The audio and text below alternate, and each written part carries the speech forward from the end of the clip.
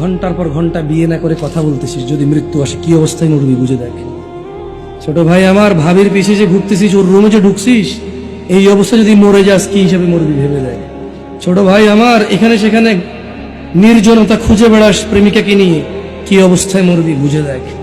বোন আমার, হাজবেন্ড ডিউটিতে গিয়েছে অথবা বিদেশে আছে, তুমি অন্য পুরুষের সাথে সময় কাটাতে তোমার ভালো লাগে, বুঝে দেখো যদি মালাকুল মাউত মৃত্যুর ফেরেশতা আসে, তোমার ওই ফজর পড়া, ওই জোহর পড়া, ওই তোমার হজ করা, ওই তোমার সদকা করা, ওই তোমার দাড়ি রাখা, ওই তোমার টাকনুর উপরে প্যান্ট পরা, ওই তোমার কোরআন মুখস্থ করা, ও তোমার কোরআন তেলাওয়াত করা, ও তোমার এরকম ওয়াজের খরচ চালানো, সাদাকা করা, ইয়েতিম খাওয়ানো, ভালো কাজ করা, মা বাপের সেবা করা, বুঝে দেখো যদি তুমি জানা অবস্থায় মৃত্যুবরণ করো, মূলত তোমার ওই সময়টা ঈমানই থাকে না। কি থাকে না?